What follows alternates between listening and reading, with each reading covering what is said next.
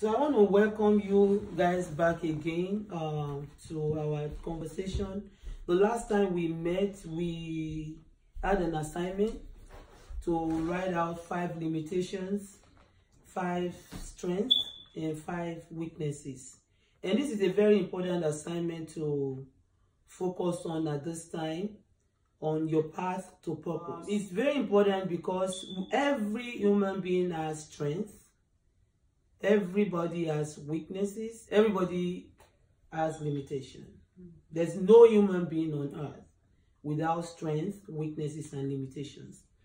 And some people are so aware of all these 3 things in their lives, and the awareness, they've used it in a profitable way to make sure none of the 3 hinders their progress or their success.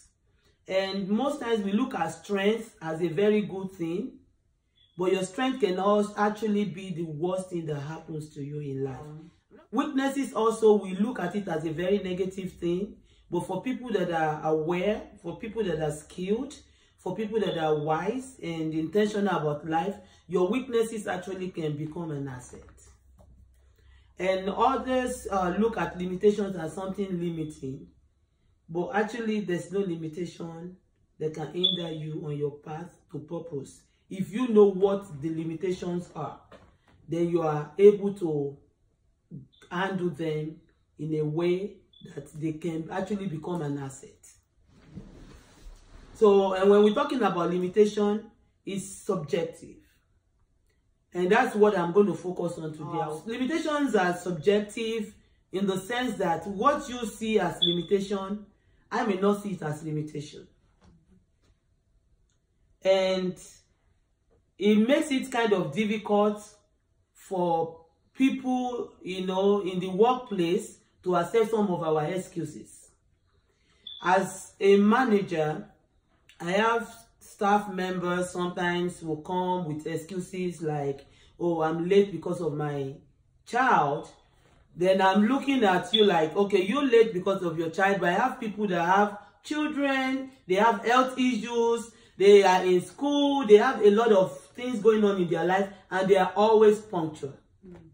So that's why I said limitation can be subjective. And in looking at the assignments that I gave you, let me go over some of the different limitations that you guys highlighted, and we can kind of work with that today. The first one is physical disabilities. That's a limitation, but it's also not a limitation. The second one that stands out is your past. That's a limitation, but it's also not a limitation. The third one that stands out is fear of change. That's a limitation, but it's not also a limitation. And fear of change, I feel like, is always a limitation because change is inevitable. So it's not a limitation because in my book coming out this spring, I spoke about the concept of change in understanding the seasons of life. The most constant event of life is change. And it's either you change intentionally or you are forced to change. But when you're forced to change, you are left with the consequences of change.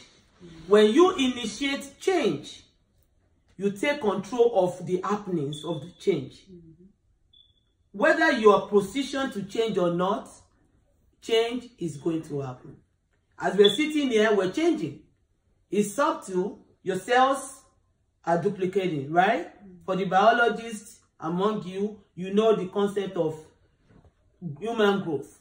It doesn't happen overnight. But as you're sitting down daily, everything is changing. The season changes. You see change as a limitation, but it's not a limitation if you initiate change. And the best thing for you in life is to always be the one initiating the changes in your life. Never put yourself in a position to become a victim of circumstances. That's one of my strengths. I've never seen myself as a victim. So it doesn't matter what people are bringing my way, I find a way to take charge of that situation and turn the table around. Another one that stands out, past, childhood, they are the same. This one is very important, life circumstances. Life circumstances can be limiting mainly because we don't have control over everything. We don't have control over the weather. We don't have control over natural disasters. You don't have control over the behavior and activities of other people. And sometimes people make decisions that affect us because of the kind of relationship we keep with them. And that's why I always tell parents, before you make that next decision, always understand the impact of your decision to your children and even your grandchildren that are not born. And if we are going to be intentional about how we do things, life circumstances would be easier or better if we are intentional, if we think about consequences. So looking at limitations, they are what you call them. They are very subjective, like I said when I first started. What you see as a limitation may not be a limitation. Some people see their gender as a limitation.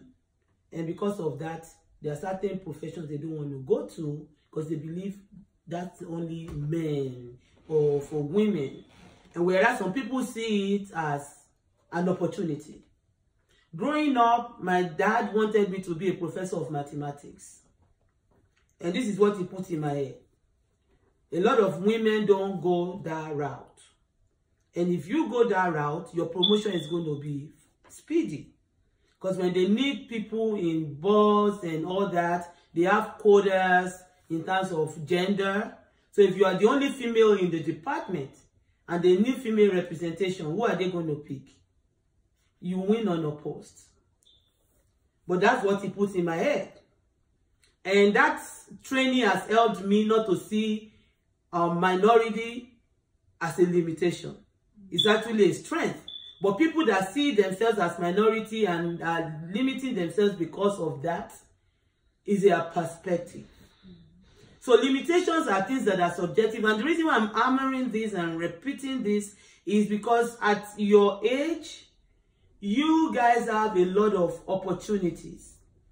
And with those opportunities comes things that appears to be limitations. But if you look at the flip side of that limitation, it's actually not a limitation. Some people see their age as a limitation, but age is not a limitation. When I was in nursing school, there was a 60-year-old woman in my class. And in talking to her, she said, I've always wanted to be a nurse. But I got pregnant at the age of 18. And in raising children and living life, I couldn't achieve that dream. But now my children are gone. I have an empty nest. And that dream did not leave me. And I want to still pursue that dream. And at 60, she went to nursing school. And her brain was still as sharp because she was one of the best students in the class. And she graduated as a nurse and started work because she got a job before graduation. She found a job at the doctor's office. So give me an excuse why age is your limitation. So age is not a limitation. So your limitation is what you call it. You can look at educational status as limitation, but education cannot limit you. I celebrate education. I'm a lifetime learner. However, that you are not educated doesn't make you limited. And that you're not educated doesn't mean that you cannot go back to school. You can still go back to school. I just shared the story of a 60-year-old woman with a high school diploma that went back to college at 60.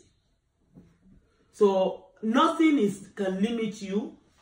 And what is the real limitation? And that's where I want to kind of highlight the conversations today. Then we have a little bit of discussion and then we'll call it a day. The only thing that can limit you is your mind. The only limitation that exists is in the mind. And your subconscious mind plays trick on you based on what you have fed it over time.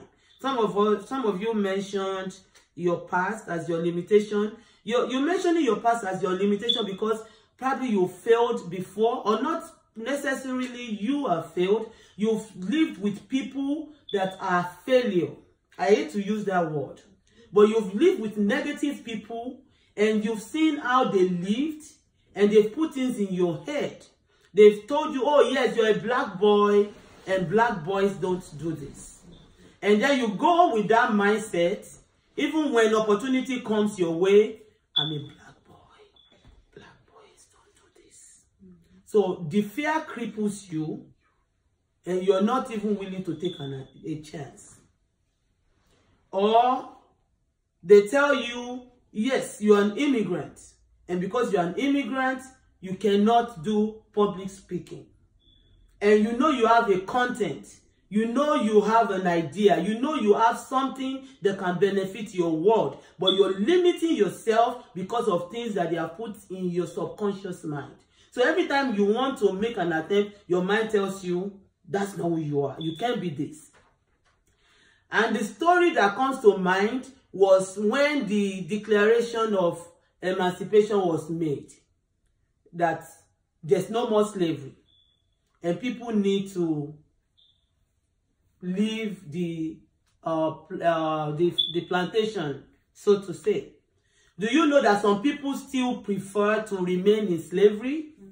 Because they don't understand how to live a life beyond the life that they were used to. Their mind has been caged.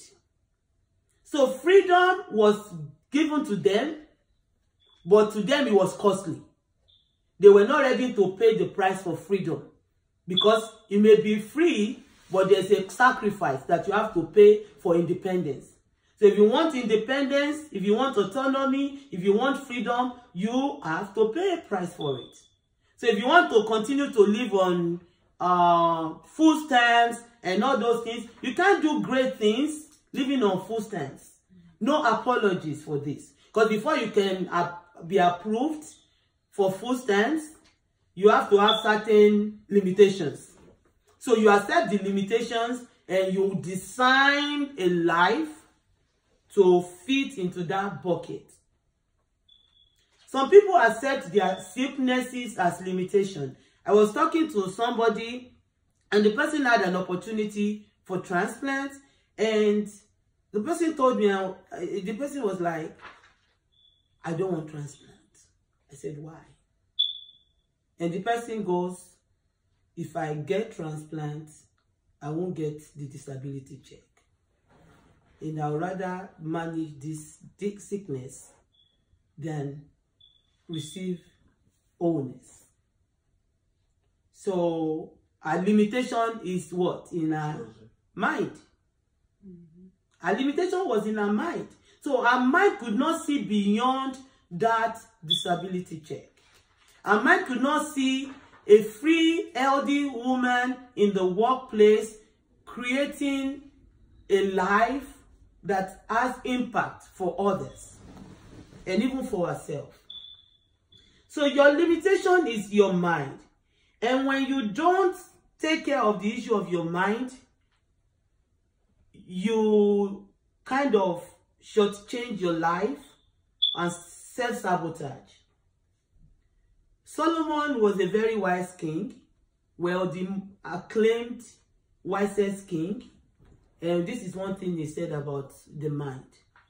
In Proverbs chapter 4 verse 23. It says, keep your heart with all diligence, because out of it comes the issues of life.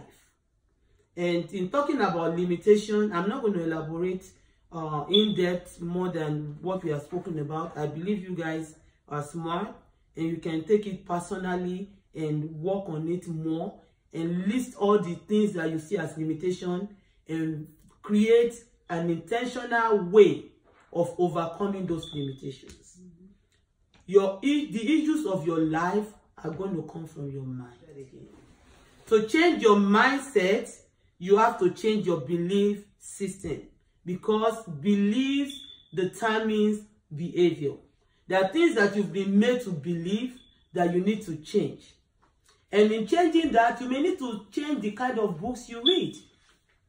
You may need to change the kind of places you go. You may need to change the kind of music you listen to. you actually may need to change your friends.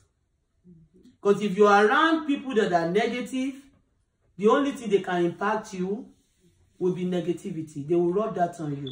So if you want to achieve greatness, if you want to overcome your limitation, you have to be intentional about your choices. And as we wrap up, a story that comes to mind is the story of the children of Israel. God gave them an opportunity to take over the land of Canaan. And when they got to that land, 12 people were sent as spies. 10 saw limitations, 2 saw opportunities. And guess what? The people that saw opportunities benefited. The people that saw limitations did not benefit. So I'm saying this to say to you, as you start this week, what you see in life will determine what you get from life. What you see, your perception, will determine what you can receive. And if you cannot see it, you cannot receive it.